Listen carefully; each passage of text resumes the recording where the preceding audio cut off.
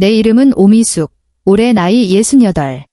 거울 속 내 모습은 희끗희끗한 흰머리에 눈가엔 깊은 주름이 패었고 닳고 닳아 색이 바랜 낡은 면 옷을 걸치고 있다. 서울 길거리에서 스쳐 지나가는 그 누구라도 나를 보면 그저 삶에 찌든 평범한 늙은이로 여길 것이다. 그들은 모를 것이다. 30여 년 전 내 남편이 TY그룹의 공동 창업주였다는 사실을 그들은 더더욱 모를 것이다. 남편이 불의의 교통사고로 세상을 떠난 후 내가 그룹 전체를 뒤흔들 만한 그의 지분과 천문학적인 액수의 유산을 상속받았다는 사실을 TY그룹 부장으로 있는 내 아들 박지훈, 내 평생의 유일한 자랑이자 가장 공들여 빚어낸 걸작이다. 그 아이가 돈에 물들어 아무것도 할 줄 모르는 재벌 2세가 되는 것을 막기 위해 나는 희대의 거짓말을 했다. 나는 아들에게 아버지가 남긴 유산은 대학을 마치고 서울에서 겨우 자리 잡을 수 있을 정도의 돈뿐이라고 말했다. 나는 쥐꼬리만 한 유산과 연금으로 살아가는 과부인 척하며 서울 변두리에 낡고 허름한 단독주택으로 혼자 이사했다. 그 집은 남편이 젊은 시절에 사둔 것으로 축축하고 음침하며 여름엔 비가 새고 겨울엔 외풍이 심했다. 하지만 나는 그곳에서 20년을 살았다. 나는 고난이 진주를 만들어낼 것이라 믿었다. 내가 틀렸다. 고난은 이기심이라는 덩굴을 키울 뿐이었다. 그 덩굴은 나를 칭칭 감아 마지막 피 한 방울까지 빨아먹었다. 지훈이는 아주 성실하게 자라주었다. 그는 자신의 노력과 내가 옛 친구들을 통해 마련해준 아주 약간의 눈에 힘입어 TY그룹 마케팅부 부장 자리까지 올랐다. 아들이 결혼한 며느리 김나영은 말 한마디 지지 않고 뼛속까지 약삭 바른 여자다. 그들은 강남의 고급 아파트에 살면서 독일제 수입차를 몰고 아들은 내 10년치 생활비와 맞먹는 학비의 국제학교에 다닌다. 그리고 나는 그들의 화려한 삶 뒤편에 있는 내놓기 부끄러운 가난한 친척이자 부르면 달려오는 공짜 가사도우미다. 매주 화요일과 금요일 나는 어김없이 2시간 동안 버스를 타고 변두리 집에서 강남의 아들 집까지 간다. 그 버스는 언제나 사람들로 가득 차 있고 땀 냄새와 피로가 뒤섞여 있다. 오랜 시간 버스에 흔들리다 보면 무릎이 욱신거리지만 손주를 볼 생각만 하면 그깟 아픔은 아무것도 아닌 것처럼 느껴졌다. 하지만 그 기대는 늘 현관문을 들어서는 순간 산산조각이 났다. 어머니, 오셨어요. 신발은 현관에서 갈아 신으세요. 바깥 먼지 들어오니까. 며느리 김나영은 소파에서 일어나기는커녕 눈꺼풀만 살짝 들어 올렸다. 그녀의 시선은 내가 5년째 신고 있는 낡은 천신발에 1초간 머물렀고 거기엔 숨길 수 없는 경멸이 가득했다. 나는 말없이 나를 위해 준비된 이미 조금씩 갈라지기 시작한 플라스틱 슬리퍼로 갈아 신었다. 마치 죄수처럼 내 아들이 내 돈으로 산 호화로운 집에 들어섰다. 청소, 산더미처럼 쌓인 빨래, 손주가 좋아하는 돈가스 튀기기. 이것이 일주일에 2번 있는 나의 질이었다. 나영은 절대 손 하나 까딱하지 않았다. 그저 다리를 꼬고 소파에 앉아 비싼 네일아트를 받으며 날카로운 눈으로 내 모든 행동을 감시할 뿐이었다. 어머니, 바닥 한 번 더 닦으세요. 구석에 머리카락 있잖아요. 어머니, 애 옷은 손빨래 해야죠. 세탁기는 깨끗하게 안 빨리잖아요. 어머니, 이 된장찌개는 너무 짰어요. 무슨 쿰쿰한 냄새도 나는 것 같고. 요즘 누가 이렇게 짜게 먹어요? 가장 가슴이 시렸던 건 시골집에서 가져온 배추로 이틀에 걸쳐 직접 김치를 담갔을 때였다. 그건 내 기억 속 남편이 가장 좋아했던 맛이었고 내 아들도 좋아할 거라 믿었던 맛이었다. 나는 무거운 김치통을 들고 2시간 동안 버스를 타고 신나게 아들 집에 갔다. 나영은 뚜껑을 열고 냄새를 맡더니 이내 미간을 찌푸렸다. 어머니, 시대가 어느 땐데 아직도 이런 걸 직접 담그세요? 뉴스에서도 나오잖아요. 아질산나트륨이 기준치를 초과해서 발암물질이라고. 저희는 마트에서 파는 유기농 김치만 먹어요? 그 말을 끝으로 그녀는 내 정성과 땀이 고스란히 담긴 김치통을 내 자존심과 함께 망설임 없이 쓰레기통에 처박았다. 나는 그 자리에 서서 온몸에 피가 다 빠져나간 듯 손발이 차갑게 식어갔다. 나는 그녀를 보며 무슨 말이라도 하려 했지만 목구멍에 손뭉치가 걸린 듯 아무 말도 나오지 않았다. 그 순간 나는 아들이 나서서 한마디라도 해주길 간절히 바랐다. 하지만 박지훈, 내 착한 아들은 방에서 나와 내 어깨를 툭툭 치며 아무렇지 않게 말했다. 엄마, 나영이도 건강 생각해서 그러는 거니까 너무 마음에 담아두지 마세요. 다음부턴 힘들게 이런 거 하지 마시고요. 힘들게. 그가 힘든 게 뭔지 알기나 할까? 그는 매달 효도한다며 200만 원의 생활비를 보내주고는 월말이 되면 손주 학원비가 부족하다, 아파트 대출금이 부담된다, 다음 달 유럽 출장 가야 해서 옷 사야 한다는 등 온갖 핑계를 대며 내게서 300만 원, 500만 원을 다시 가져갔다. 그들은 내 쥐꼬리만 한전금이 이미 바닥났다고 생각했겠지만 그 돈은 내가 그들과 효자 아들과 자애로운 어머니 연극을 하기 위해 내 막대한 자산에서 정기적으로 빼내 쓰는 용돈에 불과했다. 그들은 나를 연금 나오는 ATM기처럼 대했다. 돈을 인출할 땐 감사합니다라는 인사라도 하지만 내가 받은 것은 당연하다는 듯한 요구뿐이었다. 엄마, 이제 어머니 유일한 낙이 저희 잘 사는 거랑 손주 건강하게 크는 거 보는 거잖아요. 저희가 잘 돼야 어머니도 어깨 펴고 사실 수 있죠. 지훈이는 늘 그렇게 말했다. 그는 그 말로 자신의 모든 이기심과 냉정함에 대한 완벽한 변명거리를 찾았다. 그래, 나는 그들이 좋은 집, 좋은 차, 최신형 휴대폰을 쓰며 잘 사는 것을 지켜봤다. 반면 나는 시궁창의 쥐새끼처럼 곰팡이 핀 낡은 집에서 그들을 위해 꿰매고 빨래하며 그들 손가락 사이로 새어나오는 부스러기 같은 정에 기대어 위안을 찾았다. 내 인생은 단물이 다 빠질 때까지 몇 번이고 씹힌 사탕수수처럼 그들에게 모든 것을 빼앗기고 바싹 마른 찌꺼기만 남았다. 나는 이것이 어머니로서의 내 숙명이라 생각했다. 추석을 앞두고 그 전화가 걸려오기 전까지는 추석은 우리 같은 집에겐 번거로운 제사와 끝없는 노동을 의미했다. 지난 몇 년간 나는 늘 혼자 변두리 낡은 집에서 사흘 전부터 제사 음식을 준비했다. 온갖 종류의 전을 부치고 송편을 빚고 갈비찜을 하고 좋은 소고기를 푹 고아 탕국을 끓였다. 그러면 지훈이네 세 식구는 제사 당일이 되어서야 느지막이 나타나 밥만 먹고는 어머니 고생하셨어요 한마디 툭 던지고는 어질러진 집을 내게 맡긴 채 서둘러 떠났다. 나는 모든 것을 다 내어주고 난 뒤에 그 고독에 이미 익숙해져 있었다. 하지만 올해 그들은 새로운 수를 썼다. 전화는 지훈이에게서 걸려왔다. 그의 목소리는 마치 엄청난 희소식이라도 전하는 듯 가벼웠다. 어머니, 드릴 말씀이 있어요. 올해 추석에 나영이네 친척들, 그러니까 외삼촌, 고모, 사촌 형제들까지 한 30명 정도가 서울로 놀러 온대요. 저희가 얘기해봤는데 밖에서 사 먹는 건 비싸고 위생도 별로니까 다 같이 어머니 댁으로 가서 밥 먹으면 어떨까 해서요. 어머니 댁은 마당도 넓고 하니까 다 같이 모여서 북적북적하고 좋잖아요. 나는 전화기를 쥔 채 순간 내 귀를 의심했다. 30명. 우리 집으로? 나더러 잔치를 준비하라고? 내 손이 주체할 수 없이 떨리기 시작했다. 나는 그 장면을 상상할 수 있었다. 30개가 넘는 낯선 입들이 내가 만든 음식을 먹으며 우리 집 살림을 평가하고 나는 식당 종업원처럼 땀을 뻘뻘 흘리며 부엌과 거실을 오가는 모습. 지훈아, 내 목소리는 사포처럼 메마르고 거칠었다. 30명은 엄마 혼자서는 감당이 안 돼. 제사 음식 준비도 아직 다 못했는데. 에이, 어머니. 좀 힘드시더라도 부탁 좀 드릴게요. 그의 목소리에 짜증이 섞여 나왔다. 나영이네 친척들이 오랜만에 오는데 잘 대접해야죠. 그래야 우리 얼굴도 서고요. 아들 한번 도와준다 생각하세요. 제사 음식 준비하는 김에 좀 더 넉넉하게 하면 되잖아요. 어차피 다 음식하는 건데. 얼마나 가벼운 말인가. 그의 눈에 나라는 어머니의 가치는 고작 금식하는 사람에 불과했던 것이다.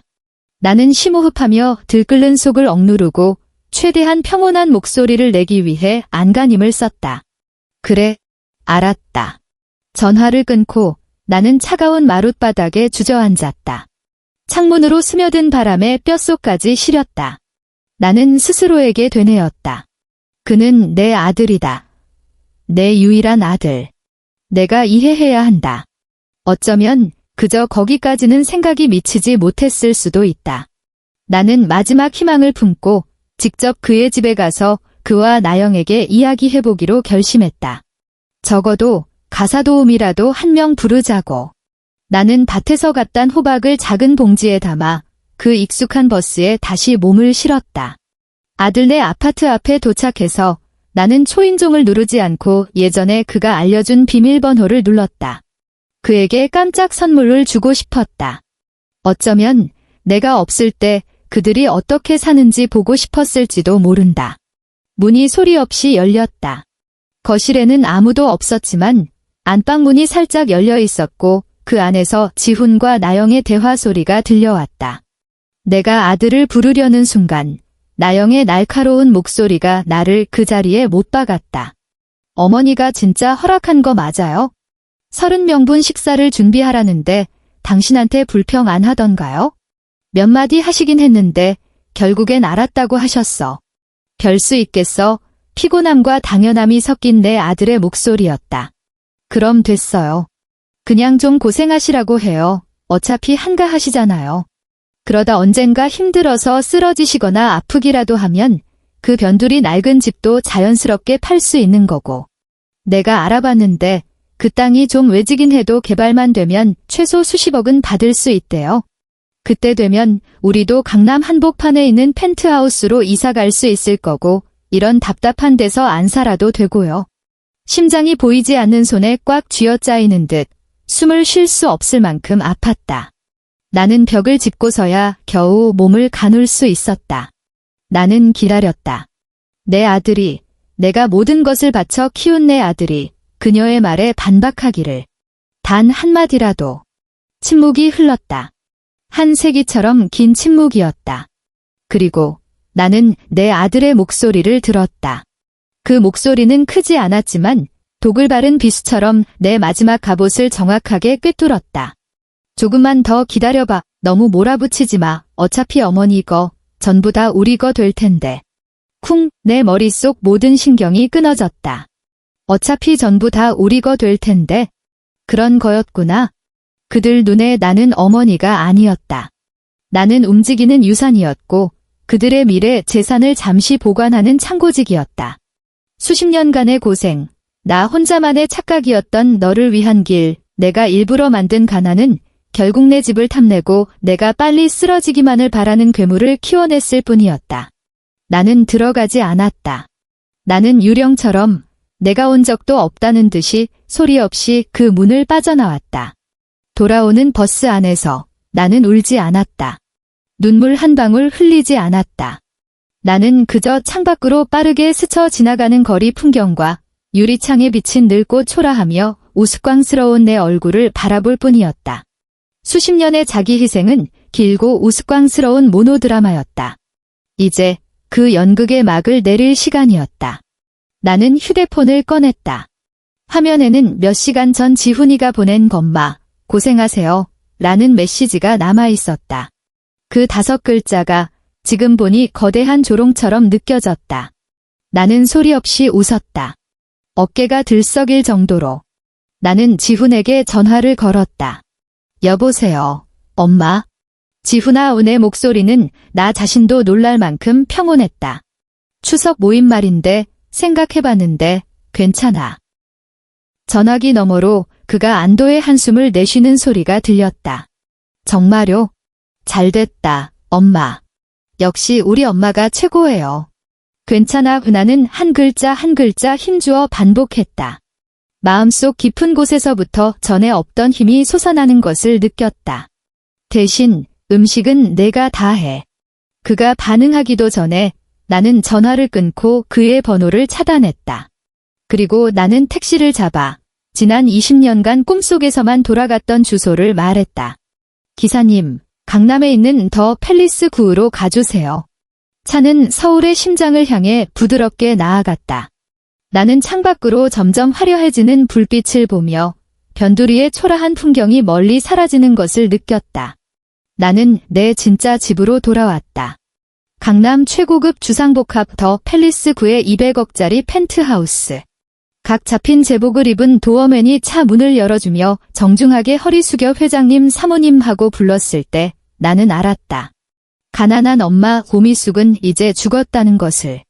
지금 살아있는 것은 TY그룹의 가장 큰 숨겨진 주주이자 박지훈과 김나영이 영원히 감당할 수 없는 상대 오미숙이다. 아들아, 고작 내 푼돈 같은 연금을 계산하고 있다 생각했겠지. 내 앞날까지 통째로 내 손바닥 안에 있다는 것은 꿈에도 모른 채 말이다. 텅 비어 있으나 얼음장처럼 차갑고 먼지 하나 없는 펜트하우스에 들어서자 나는 마치 다른 세상에 온 것 같았다. 거대한 통유리창 밖으로는 서울의 눈부신 야경이 펼쳐져 있었고 한강은 은빛 비단처럼 조용히 흘렀다. 공기 중에는 고급스러운 향기만이 감돌았다. 변두리 낡은 집의 지긋지긋한 곰팡이 냄새와는 극명한 대조를 이루었다. 이곳의 모든 것은 완벽하게 정돈되어 있었다. 매주 전문 인력이 방문해 언제든 입주할 수 있는 상태로 유지했다. 그런데 나는 저 허름한 집에서 20년간 비련의 주인공을 연기했다. 나는 발을 조이던 낡은 신발을 벗어 던지고 맨발로 온기가 도는 대리석 바닥을 걸었다. 드레스룸에 들어가 가격표도 떼지 않은 채 나란히 걸려있는 명품 옷과 하이힐들을 바라보았다. 낯설면서도 익숙한 기분이었다. 이것이 내가 마땅히 누렸어야 할 삶이었다. 나는 샤넬의 클래식 트위드 재킷을 무심하게 꺼내 입었다. 거울에 비친 나는 완전히 다른 사람이었다. 우아하고 꼿꼿했으며 눈빛에는 더 이상 단 한 톨의 비굴함이나 애원도 없었다. 나는 서재로 걸어가 지난 30년간 깊은 밤에만 울렸던 번호로 전화를 걸었다. 최 변호사님. 접니다. 오미숙. 전화기 너머에서 침착하고 정중한 목소리가 들려왔다. 사모님, 전화 기다리고 있었습니다. 무엇을 시키시겠습니까? 제가 가진 TY그룹 최대 개인 주주로서의 모든 권한을 행사하겠어요. 지금부터 최 변호사님과 김 이사님이 저를 대신해 모든 업무를 처리해 주세요. 나는 잠시 말을 멈췄다가 얼음처럼 차가운 목소리로 덧붙였다. 그리고 제 효자나들을 위한 추석 선물을 하나 준비해 주십시오. 알겠습니다. 최 변호사는 더 이상 묻지 않았다. 그는 내 남편이 가장 신뢰했던 동료이자 지난 30년간 나를 가장 충직하게 지켜준 사람이었다. 다음 날 최 변호사와 내 개인 자산관리인인 김 이사가 내 서재에 나타났다. 40대 중반의 영민하고 똑 부러져 보이는 여성인 김 이사는 금태 안경을 고쳤으며 두꺼운 서류철을 내게 건넸다. 사모님, 현재 보유하고 계신 TY그룹 김영 주식은 총 발행 주식의 18.7%이며 이외에 해외 신탁을 통해 저희가 대리 보유 중인 무기명 주식 3%가 있습니다. 여전히 명실상부한 최대 주주이십니다. 나는 서류를 넘기며 천문학적인 숫자를 손끝으로 훑었지만 마음에는 아무런 파동도 일지 않았다. 이 돈이 만약 일찌감치 지훈이 앞에 드러났다면 그는 지금보다 더 형편없는 쓰레기가 되었을 것이다. 내 고상한 보호가 그의 눈에는 내가 만만하고 속이기 쉬운 증거가 되었을 뿐이다. 최 변호사님, 조사해 주실 게 있습니다. 내가 입을 열었다. 내 아들, 박지훈. TY그룹 마케팅부 부장입니다. 그동안 그 아이의 손이 얼마나 더러웠는지 알아야겠습니다. 최 변호사의 일처리는 놀라울 정도로 빨랐다. 그룹 최대 주주로서 나는 어떤 내부 감사 자료든 열람할 권리가 있었다. 48시간도 채 되지 않아 완벽한 조사 보고서가 내 앞에 놓였다. 보고서의 내용은 내 상상보다 훨씬 더 충격적이었다. 박지훈은 직위를 이용해 회사의 대규모 광고 계약을 젠비전이라는 기획사에 장기적으로 몰아주었다. 그리고 그 회사의 법인 대표는 바로 내 며느리 김나영의 남동생 김태우였다. 그들은 예산을 부풀리고 허위 세금 계산서를 발행하며 관계사 거래를 조작하는 방식으로 지난 5년간 TY그룹에서 300억 원이 넘는 자금을 횡령했다. 그 돈은 그들 손에 들린 명품 가방이 차고에 있는 스포츠카가 해외 계좌에 불어나는 숫자가 되었다. 보고서에 명확히 그려진 자금 흐름도를 보았다. 한 건 한 건이 이체 기록이 내 심장을 난도질하는 것 같았다. 아파트 대출금이 부담된다고 입버릇처럼 말하던 내 아들은 등 뒤에서는 시궁쥐처럼 아버지가 평생을 바쳐 일군 회사를 갉아먹고 있었다. 그리고 내가 만든 김치가 건강에 안 좋다며 타박하던 내 며느리는 그 더러운 돈으로 마련한 고품격 생활을 아무렇지 않게 누리고 있었다. 좋아요. 나는 보고서를 내려놓았다. 마음속 마지막 망설임마저 연기처럼 사라졌다. 나는 최 변호사를 보며 말했다. 이 증거들이면 저 아이를 감옥에 쳐넣고도 남겠죠? 차고도 넘칩니다. 사모님, 최 변호사의 목소리에는 어떤 감정도 실려 있지 않았다. 그럼 다음 단계로 진행하죠. 나는 자리에서 일어나 통유리창 앞으로 걸어갔다. 발 아래 개미처럼 움직이는 차들과 사람들을 내려다보았다. 내 명의로 된 TY그룹 김영주식 전부를 새로 설립할 자선재단에 기부하겠습니다. 재단 이름은 희망의 비두로 하죠. 제가 연구이사장을 맡겠습니다. 이 재단은 저와 같은 한부모 가정의 어머니들과 그 아이들을 지원하는 데에만 쓰일 겁니다. 김 이사는 잠시 놀랐지만 이내 내 의도를 파악했다. 사모님, 그 말씀은 내 유산이 또 다른 박지훈을 키우는 온상이 되는 것을 원치 않습니다. 돈은 사람을 살릴 수도 망가뜨릴 수도 있죠.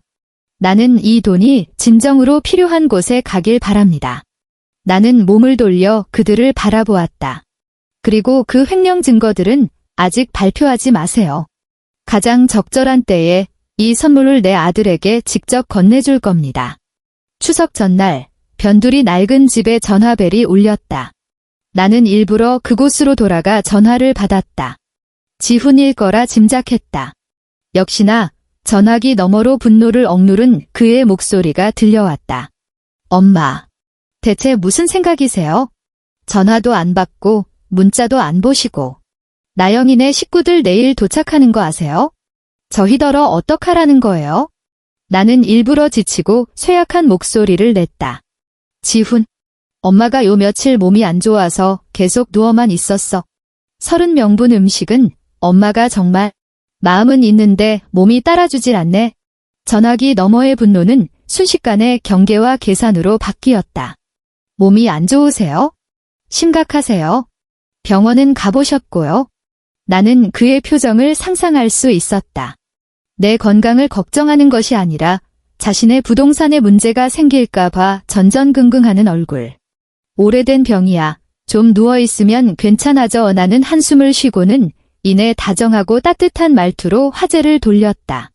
지훈아, 걱정 마. 내일은 내 아버지 제삿날이기도 하고 추석이잖니? 엄마가 너한테 큰 선물을 준비했어. 내일 오렴. 엄마가 직접 전해줄게. 선물이요. 그의 목소리는 금세 한 옥타브 높아졌다. 숨길 수 없는 기쁨과 탐욕이 가득했다. 뭔데요, 엄마? 지금 알려주시면 안 돼요?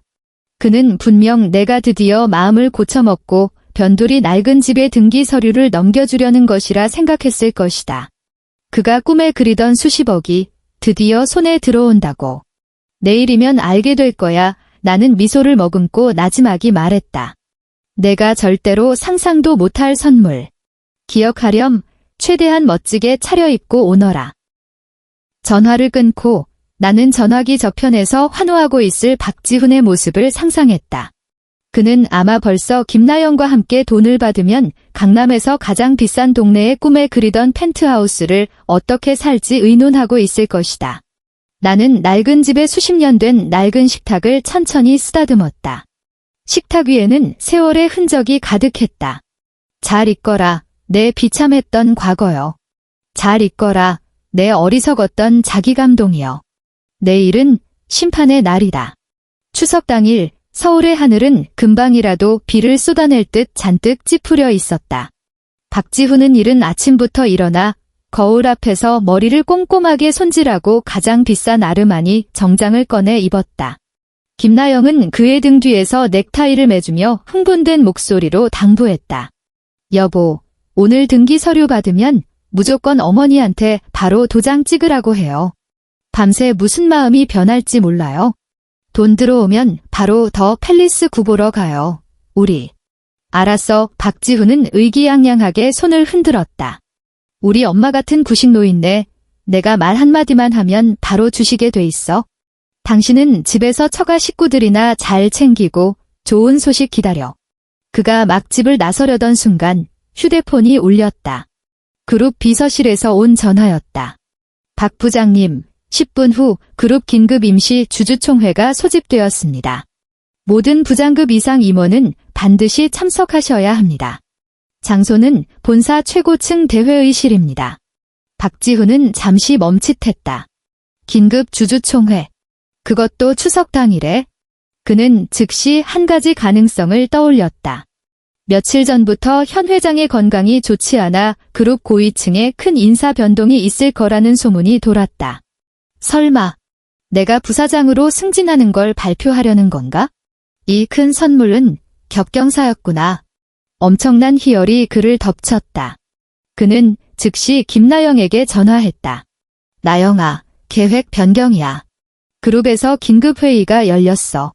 아무래도 내 승진권을 발표하려는 것 같아. 어머니 댁에는 회의 끝나고 갈 테니 좀 기다리시라고 해.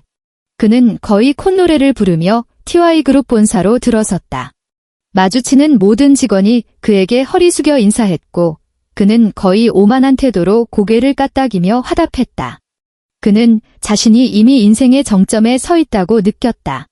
최고층 대회의실의 분위기는 엄숙하고 기묘했다. 그룹의 모든 이사와 임원들이 의혹과 긴장이 뒤섞인 얼굴로 자리를 지키고 있었다. 박지훈은 자신의 자리를 찾아 앉아 넥타이를 바로잡고 허리를 꼿꼿이 세웠다.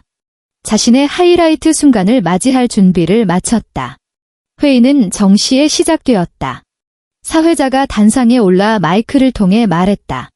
주주 및 이사 여러분, 오늘 긴급 임시 주주총회를 소집한 것은 중대한 인사 임명을 위함입니다. 기존 회장님께서 건강상의 이유로 어제부로 공식 사임하셨습니다. 이제 TY그룹의 신임 회장님은 소개해드리겠습니다. 이분은 저희 그룹의 현 최대 개인 주주이시기도 합니다. 박지훈의 심장이 목구멍까지 차올랐다. 그는 거의 자리에서 일어나 모두의 축하를 받을 뻔했다. 오미숙 여사님을 모시겠습니다. 오미숙이라는 세 글자가 울려 퍼지자 회의장은 죽음 같은 정적에 휩싸였다가 이내 웅성거림으로 가득 찼다. 박지훈의 머릿속은 하얘졌다. 마치 거대한 망치로 머리를 얻어맞은 듯 윙윙거렸다. 그는 헛것을 들었다고 생각했다. 오미숙. 촌스럽고 평생 고급 오피스 빌딩에는 발도 들여놓지 않은 내 어머니? 어떻게 그게 가능하지? 그가 놀라 어쩔 줄 모르는 사이 회의실의 육중한 문이 열렸다. 스포트라이트 아래 한 인형이 천천히 걸어 들어왔다. 그녀는 우아하게 재단된 짙은 남색 샤넬 슈트를 입고 머리는 한 올에 흐트러짐 없이 정돈했으며 단아한 진주 귀걸이를 하고 있었다. 그녀의 걸음은 침착하고 단호했으며 얼굴에는 아무런 표정이 없었고 눈빛은 서리처럼 차가웠다. 그녀의 뒤로는 최 변호사와 정장을 입은 몇몇 수행원들이 따랐다. 그 얼굴은 박지훈에게 너무나도 익숙했다. 하지만 그 누구도 감히 정면으로 쳐다볼 수 없는 강력한 기운은 그에게 끝없는 낯섦과 공포를 안겨주었다. 이 사람이 정말 부엌에서 앞치마를 두르고 자기가 만든 음식이 노인네 맛난다며 타박하던 그 어머니가 맞나? 오미숙은 모든 이의 시선을 받으며 한 걸음 한 걸음 주석단으로 올라갔다. 나는 단상 아래에 그 누구도 쳐다보지 않았다. 특히 첫 줄에 앉아 새하얗게 질린 얼굴을 하고 있는 그 남자. 내 아들. 나는 마이크를 넘겨받고 장내를 훑어보았다. 회의장은 순식간에 조용해졌다. 안녕하십니까? 오미숙입니다. 은의 목소리는 평온하고 명료하게 음향 시스템을 통해 회의실 구석구석으로 퍼져나갔다. 오늘부로 저는 TY그룹 회장직을 공식적으로 맡게 되었습니다. 나는 그 누구에게도 반응하거나 질문할 틈을 주지 않고 말을 이었다. 신임 회장으로서 오늘 저는 두 가지를 발표하겠습니다. 첫째, 즉시 그룹 내부의 감찰위원회를 신설하고 책임자는 최 변호사님께 맡기겠습니다. 위원회의 첫 번째 임무는 회사 내부에 존재하는 직무 유기 및 관계사 부당 거래 등 부패 문제를 철저히 조사하는 것입니다. 내 말이 끝나자마자 등 뒤에 거대한 LED 스크린이 갑자기 켜졌다. 화면에 나타난 것은 젠비전 기획사의 등기 정보였고 법인 대표 김태호의 이름이 붉은 원으로 선명하게 표시되어 있었다. 이어서 선명한 은행 이체 기록, 허위 세금 계산서, 그리고 박지훈과 김태호가 고급 룸살롱에서 어울리는 모습이 담긴 CCTV 캡처 화면이 차례로 나타났다. 마케팅부 부장 박지훈, 나는 그의 이름을 마치 모르는 사람의 이름을 부르듯 읊었다. 직위를 이용하여 처남인 김태호와 공모하여 지난 5년간 페이퍼 컴퍼니 설립, 계약금 허위 기재 등의 방식으로 회사 자산 총 312억 원을 횡령하였습니다. 모든 증거는 검찰에 동시 제출되었습니다. 박지훈은 의자에서 벌떡 일어섰다. 얼굴에서 핏기가 완전히 가셨고 그는 나를 가리키며 입술을 떨었지만 한마디도 내뱉지 못했다. 엄마, 당신. 나는 드디어 그에게 시선을 던졌다. 그렇게 차갑고 낯선 눈빛으로 그를 본 것은 처음이었다. 나는 그의 충격과 절망을 무시하고 마이크를 향해 두 번째 발표를 이어갔다. 둘째, 저 오미숙은 개인 명의로 희망의 빛 자선재단을 설립하겠습니다. 제 명의로 보유한 TY그룹 주식 전량을 이 재단에 영구적으로 기부합니다.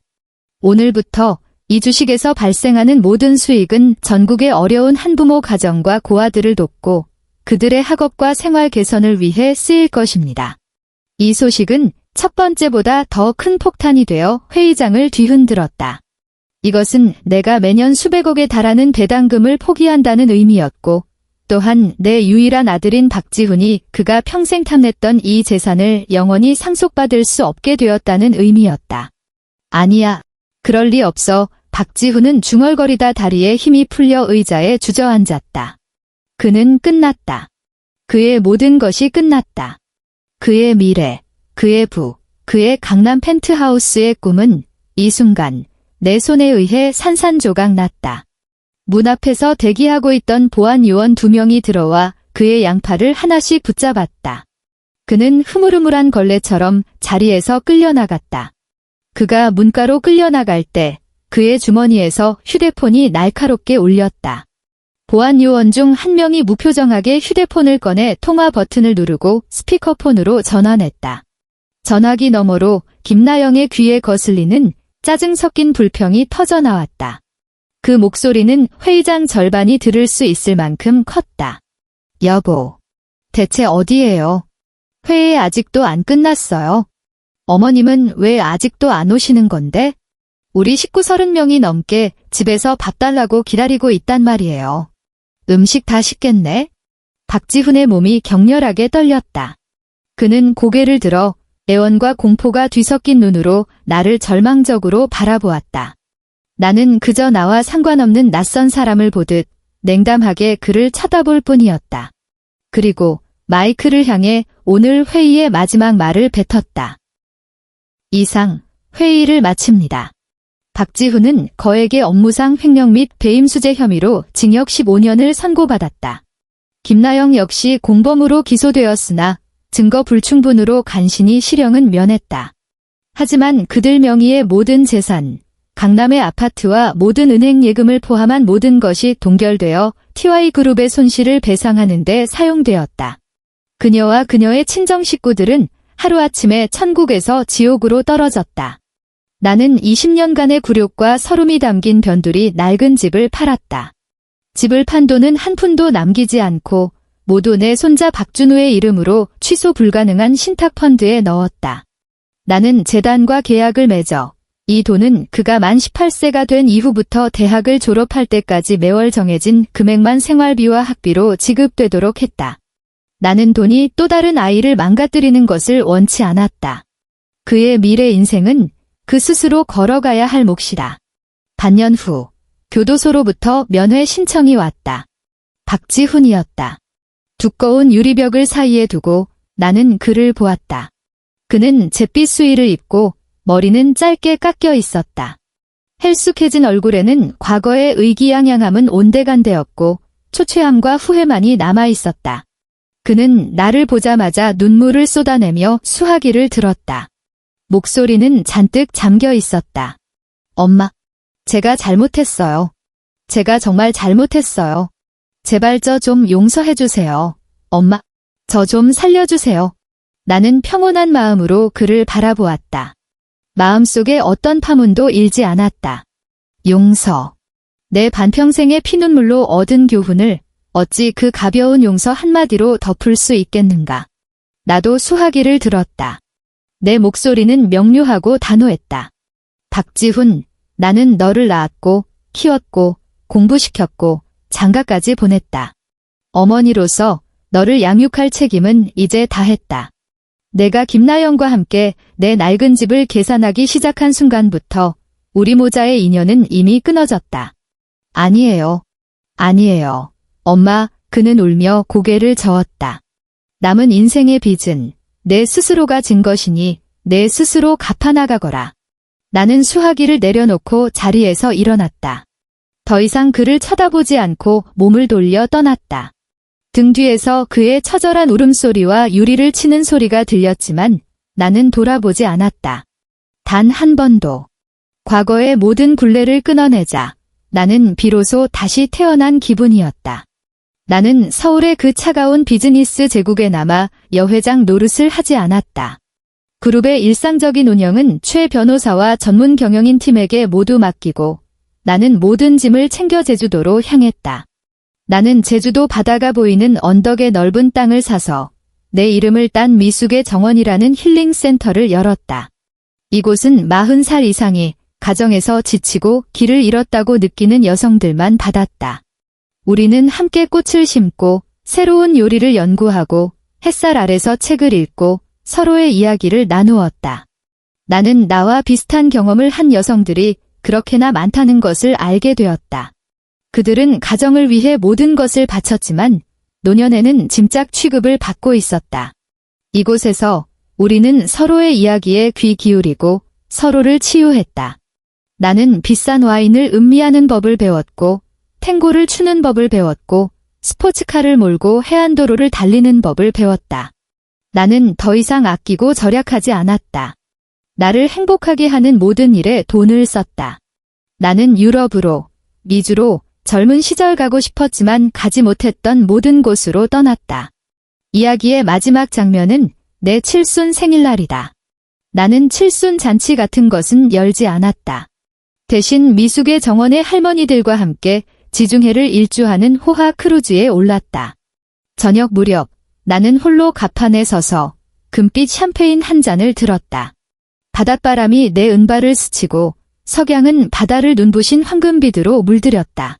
나는 끝없이 펼쳐진 수평선을 바라보며 이토록 자유롭고 가슴이 탁 트인 적이 없었음을 느꼈다. 나는 잔을 들어 지는 해를 향해 그리고 과거의 나를 향해 나지막이 말했다. 고생 많았다, 오미숙. 이제부터는 오직 너 자신을 위해 살아. 그리고 나는 잔에 담긴 샴페인을 단숨에 들이켰다. 내 얼굴에는 수십 년 만에 가장 환하고 진심에서 우러나온 미소가 피어올랐다. 엔드.